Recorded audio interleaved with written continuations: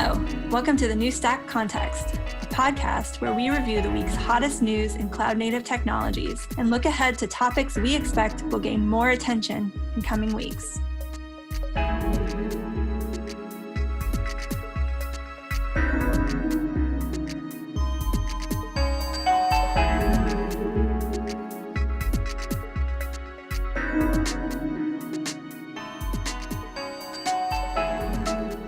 All right, this is Libby Clark. I'm the editorial director of the New Stack, and I'm here today with Jennifer Kotzen, who is the senior product marketing manager at SUSE, Alex Williams, who's the editor-in-chief of the New Stack, and Job Jackson, who's our managing editor.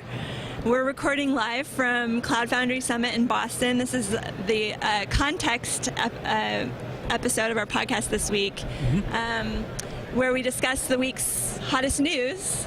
So we're talking today about Cloud Foundry Summit, and the main focus of our conversations have been on the intersection of Cloud Foundry and Kubernetes, which we started with our pancake breakfast this morning. And then we've been hosting a day of podcasting and talking to a lot of different companies here on the show floor, including Dynatrace and Pivotal, Snyk, and many others.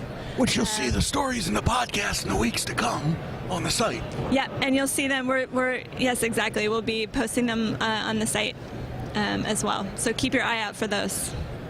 But first, I wanted to dive in. Let's go straight to this conversation with Jennifer, because Jennifer was at our Pancake podcast breakfast this morning, and we were talking about Kubernetes and Cloud Foundry, and you said something that kind of piqued our interest, which was about how SUSE has been packaging Cloud Foundry as microservices, or actually containerized as microservices and running on Kubernetes. And so we wanted to kind of dive into that a little bit deeper and talk about first, why does SUSE see the need to do that? Yeah, well, sure. SUSE sees a need to do that because our customers see a need to do that. For a long time, many customers out there, enterprises, have viewed Kubernetes and Cloud Foundry as competing platforms and viewed a choice that they needed to make between one or the other.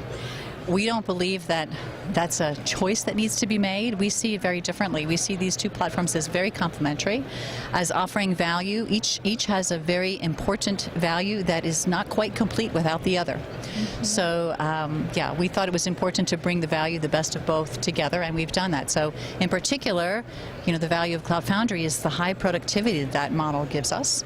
But that model cannot necessarily be applied to every piece of code that we want to produce. So for some pieces of code, we need greater flexibility, which we can get from Kubernetes. Mm-hmm. So we bring them together because, again, on the Kubernetes side, we have all of that flexibility, but we don't have the high productivity model. We don't really have a good developer model for the Kubernetes users. Mm-hmm. So our goal in addressing that need for our customers is to deliver both. We want the modern Kubernetes infrastructure, but we want to bring the Cloud Foundry productivity into that world, and that's what we've done. Yeah, okay. So the goal is to basically speed production, or speed applications to production. Yes, our offering is SUSE Cloud Application Platform, and the goal of that offering is to help enterprises speed application delivery. Yeah. And we recognize that they have different needs in different parts of applications and different applications. So if they want to be successful speeding application delivery in the large, they have to have a rich tool set that they can work with. Mm-hmm. Okay. Did you have a question, Joe? Oh, yeah. So this platform is fascinating. Yeah. You had mentioned that Cloud Foundry, of course, makes it easier for developers to spin up applications and update them really quickly, but not everything fits into the Cloud Foundry model. Yes. I mean, there's legacy apps, there's ISVs, yes. And so it strikes me that this platform really is a kind of easy way for enterprises to actually get into cloud-native computing, yes, for all the possible use cases that they may have.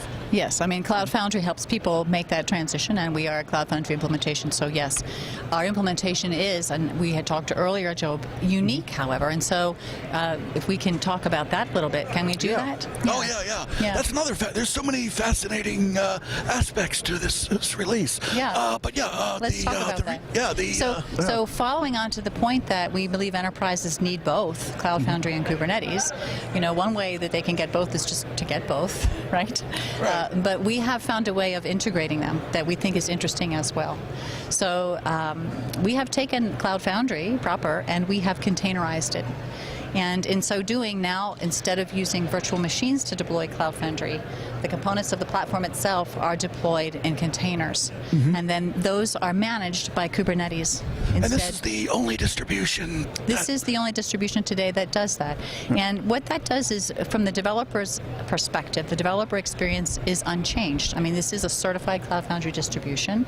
CF Push works here like it does in any other Cloud Foundry distribution. But we have affected change that is important to the ops teams. And, we have spent, and rightfully so, a tremendous amount of energy focusing on developers with Cloud Foundry, and we've done a great job there. But DevOps is developers and ops. And what we have done helps that latter part of the equation. So we think we have made it significantly easier for the operations side to embrace Cloud Foundry too. Why? Because containerization, rather than using virtual machines, does a couple of things. Number one, it dramatically reduces the footprint. So one barrier to entry for many folks with Cloud Foundry is that it's historically been a pretty large platform to bring on board. So by reducing the size of the memory footprint significantly, and we're talking quite significantly, that can make it more accessible to a larger audience. Because it's not running on virtual machine. Because it's not running on virtual machines. It's containerized. It has a performance advantage. Which requires its own operating system. Yeah. Heavy footprint. Yeah. So the other thing that is valuable is that we're managing it with Kubernetes. So other Cloud Foundry distributions, and we're talking about the Cloud Foundry platform itself, the platform has to be managed, and other Cloud Foundry distributions use Bosch to manage that platform. And Bosch is a wonderful piece of technology. It's very powerful. It's a very good piece of technology. It was created before Kubernetes was created. And in many ways, these technologies have a lot in common. Our belief is that customers, by and large, are going to be using Kubernetes, if not today, then very soon. And it, too, is a large and complex and steep learning curve and difficult to manage platform. And for customers who need to invest in that, the question that they may be asking, and that we're prepared to answer, is, do I really need two large and complex and heavy and difficult to learn and manage platforms? And our answer is no. So again, for the ops team, the ability to leverage the investments they've already made in this modern container infrastructure with Kubernetes obviates the need then for them to also have Bosch. So now they can leverage their Kubernetes investments forward. They can easily add Cloud Foundry into their Kubernetes environment. Smaller footprint, no need to learn Bosch. And what's really compelling about that, again, it allows us to open Cloud Foundry and make it more accessible to a whole nother market, which is a market that's invested today in Kubernetes. Without the kind of implementation we've done, they're looking at running Cloud Foundry beside Kubernetes as another large, complex stack. We're saying, no, you don't have to run it beside. You can take the best of Cloud Foundry, which is that compelling developer experience, and add it onto your Kubernetes infrastructure. Excellent. And there's another interesting angle. This is only one of two certified distributions that it's a package that an enterprise can buy and deploy in their own servers. That's right. There are 8 certified Cloud Foundry distributions today. 6 of those are managed services. So if you are an enterprise and you want to manage your own Cloud Foundry environment, whether you want to do that on-prem or whether you want to do it in a public cloud, doesn't matter, but if you want to manage it yourself and be in control of that, last week you only had one option, only one pure play software distribution was available. Now there are 2, and our approach to the technology and its implementation is very different and may appeal to a very different segment. So we think we offer a very practical solution that can be especially appealing to segments that might have found some of the previously, there were higher barriers to adoption that we think we've broken them down quite significantly. It also kind of opens up the multi-cloud story. So now you can develop something on Cloud Foundry and then run it on the cloud of your choice. Of course. Theoretically, I don't know. Yes, okay. You can. And in fact, so, running on Kubernetes, running Cloud Foundry on top of Kubernetes means Cloud Foundry can run anywhere there's Kubernetes, which can be anywhere. Bare metal, virtual machines, private clouds, public clouds.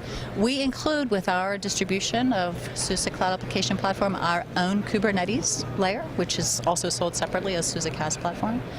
We also announced yesterday, along with our certification, the latest release of our platform, 1.1, and the major new capability that we've introduced is support for Azure Container Service, AKS. So that means that you can also take our Cloud Foundry productivity, and you can get that when you're using managed Kubernetes from Microsoft through AKS. So that's an example of the portability, right? So if you want to, you can use it in a managed public cloud environment. If you want to, you can use it on your own private cloud environment. Anywhere Kubernetes runs, a containerized version can run. Including AWS? At some point, AWS. So Azure is our first implementation, but our plans are to do the same thing with our other major public cloud providers. So, go ahead. I was just going to ask, what are some of the trade-offs you've had to make? I mean, every software has its trade-offs, right? You Yeah. know, and so, what are some of the trade-offs you had to consider and deliberate about? So, I think we made a pretty bold step at the time we did in saying that we wanted to containerize and use Kubernetes. So this is not something that happened overnight. I think, to SUSE's credit, it demonstrated a bit of vision that the rest of the industry is maybe catching up with today. So I think one of the trade-offs was, were we willing to go out on a limb and do something that was a little bit out of the normal range? And what's the trade-off of containerizing Cloud Foundry? What's the downside of containerizing Cloud Foundry? Well, what are some of the trade-offs you have to make? You have to make trade-offs, right? You're building it on containers. I mean, Cloud Foundry is running on containers now, as opposed to a virtualized infrastructure. Yes. There are differences there. Yes. What are the differences that you had to consider, and what were the choices then that you made to then, to fully go with the Cloud Foundry on container technology? Yeah, there are differences, okay? Yeah. Virtual machines are different than containers. But I think that in the large, those differences did not impact our decision, because our decision was really based on where we saw the industry going. And we see the infrastructure advancing, the abstractions for infrastructure advancing up the stack. So we really see container infrastructure as another level of infrastructure, and it's coming. So for somebody who really wants to stay current with infrastructure that's evolving, it's really a container model. So VMs, they're great. We think that the new virtualization is containerization. So that's the trade-off you made. You made the bet on containers. You've made that bet. Yes. And for companies that have existing virtualized infrastructure, you now have to convince them to say, hey, we made this bet, and here's why this bet makes sense for you. Well, as I said, you can deploy Kubernetes onto bare metal if you want, onto virtual machines if you want. So if you want to deploy into virtual machines, you can. Right. All right. True. Okay. But right. So that's not really a trade-off that people have to. If they want to use that, and many people will, and that's perfectly valid. I mean, if you're deploying in public cloud, you're deploying in a virtual machine, right? So it's true. You don't have to take that away. What we're really trying to do is cut down the overhead that's unnecessary in the Cloud Foundry implementation itself. Where do you find as the inefficiencies of virtualization that makes it compelling to go with a container-based approach? I think, just driven by where the market is pulling us, really. I mean, developers have within their own control. They don't have to set up a VM. So they're really driving the move to containers, and we're satisfying the need that they're demanding. Right? They're really driving it, and they're driving the demand for Kubernetes. It's their use, and the reason they like it is because it's in their own control. It's easy, it's small, so they can build containers. They can't do that as easily with virtual machines. Now, when I think of enterprise-grade Linux, I think of SUSE and I think of Red Hat. Yes. And this platform has initially at first glance, has a lot of the same capabilities as Red Hat OpenShift. Is this your SUSE's version of Red Hat? Or I'm sorry, SUSE's version of OpenShift? Or how would you compare the two? I would not call it SUSE's version of OpenShift, all right? This is our version of an application, a modern application application platform. There you go. So Red Hat would likely describe OpenShift in similar terms. Both are leveraging Kubernetes infrastructure. All right, but we are adding Cloud Foundry on top, and Red Hat's doing something different. So we believe that Cloud Foundry is an opinionated platform. All right, and that is what gives you the maximum productivity. And in contrast, you can have a non-opinionated approach, which Kubernetes is more or less the epitome of, right? So that gives you all the flexibility to do whatever you want, and people need that too. OpenShift may be somewhere in the middle. Okay, so they're adding some value above Kubernetes, but not to the level of what you get with the Cloud Foundry opinionated approach. Now, as the platform moves forward, will there be additional components added in? I know you don't know about the future, but is it built to be extensible, I guess? Yes, well, I mean, Cloud Foundry is built to be extensible, and one important way is with the service broker architecture. Mm-hmm. So adding new services with OSB API is certainly part of what we expect to continue to do. Nice. Is there an advantage to being on SUSE Enterprise? Yeah, I was hoping we'd get to that. Yeah. So we talk about 3 principal differentiators for our platform in the Cloud Foundry market. We've talked about 2 of them. One of them is that we include both Cloud Foundry and Kubernetes. We think they're both important to have. The second is the way we have containerized Cloud Foundry and the operational advantages that brings. And the third is about the operating system. So of all of the certified and non-certified distributions of Cloud Foundry today, there is only one that is based on enterprise-grade Linux, and that is ours. So as you point out, and there are two versions of Linux that most operations teams and IT ops teams will hit the check mark. SUSE is one of those. For developers using Cloud Foundry, that may not be an issue, but when you move into that production deployment, it is an issue. And the way we have implemented our solution, we have enterprise-grade Linux from top to bottom. So starting, remember containers are a Linux construct, so it is important to have an enterprise Linux that you're working with, right? With our SUSE platform, which is the Kubernetes distribution in our offering, we have SUSE Micro OS, which is our container OS, derived from our enterprise class Linux. Then the containerized version of the Cloud Foundry platform itself, we have taken the stem cells and stack and we've implemented them with SUSE Linux, so we have enterprise grade Linux in the platform. Then on top of the platform, the workloads that you create and you build and you deploy on Cloud Foundry, they use SUSE Linux base images.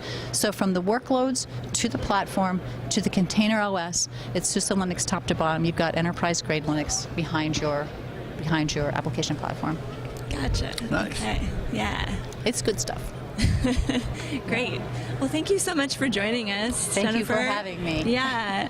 I wanted to touch base with everybody here and just get your general impressions from the event.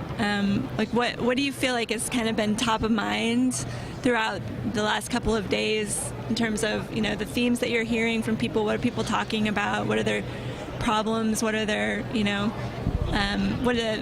what are the I guess the burning questions?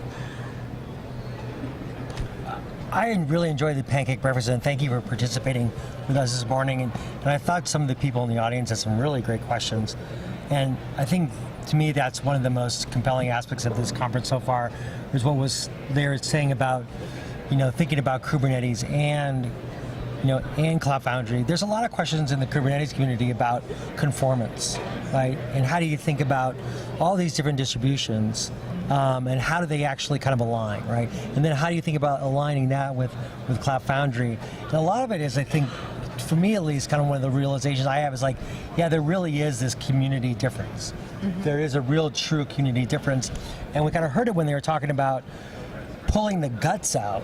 Wasn't that the way they described it? They were talking about pulling the guts out. There's an initiative to replace, within the Cloud Foundry community, an initiative to replace Diego and Garden with basically standard Docker, standard OCI containers and Kubernetes. And that work, we'll be doing a story on that as well. That work is very early on. I don't really think it's an official project yet, but it's one of the many ways that Kubernetes keeps popping up in a discussion, even at the Cloud Foundry conference. Yeah, and I think one of the things I got out of that is we're seeing the abstraction of containers, We're seeing how containers are becoming A primitive. Yeah, and they're becoming part of information, part of infrastructure in a very native kind of a way. We see that with Azure, right? They're really building a container native infrastructure, and we're starting to see that a little bit with AWS and what they call, what they're calling Fargate. And we don't know much about Fargate yet, but I'm sure we'll hear a lot more of it. Yeah, something in addition to Kubernetes, something that really struck me about this year's summit is the amount. There's less talking about. Well, there's still a fair amount of talking about Kubernetes, or I'm sorry, the benefits of Cloud Foundry, but you're starting to see it. The discussion move to more nuts and bolts issues, and particular vertical issues. This year's been a real big year for government deployments, and notably. Cloud.gov is another distribution or service in this case that was certified by Cloud Foundry as being an official Cloud Foundry distribution. And I used to cover government IT in a former life, and one of the biggest problems that U.S. government agencies face is they don't have the manpower to set up a lot of infrastructure, and so something like Cloud Foundry as a managed service from the government and meets all the government regulations is kind of a really big deal. Now, it's not a new cutting-edge technology, but it is very definitely a potential move to build up a user share within a particular vertical, the government agencies. And so I think a lot of the conversation is shifting more towards individual needs. What can we get out of Cloud Foundry for our particular use case? And so you saw a lot of that this year. Jennifer, do you have some takeaways from? Well, what people have been asking us about is Cloud Foundry and Kubernetes integration.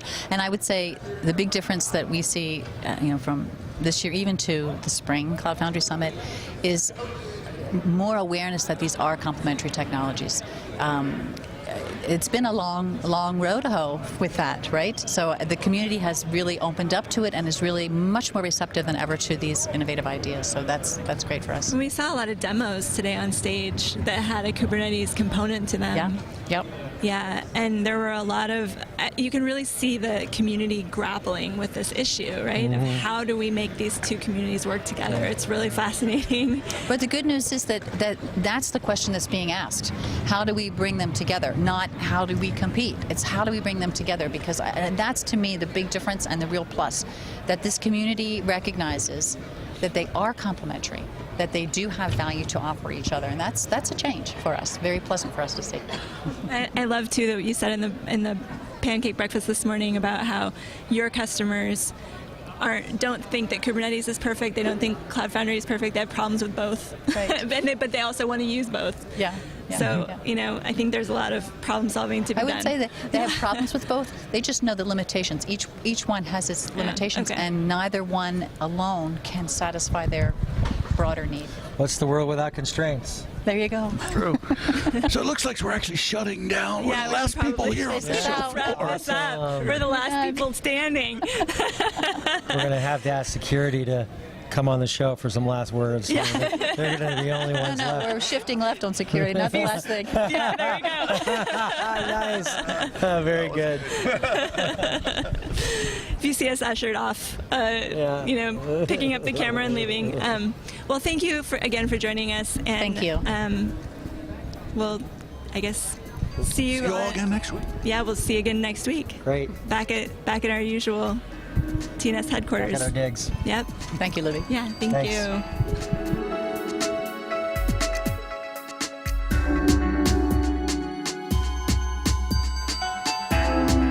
Listen to more episodes of the NewsStack Context at thenewstack.io/podcasts. Please rate and review us on iTunes, like us on YouTube, and follow us on SoundCloud. Thanks for listening, and see you next time.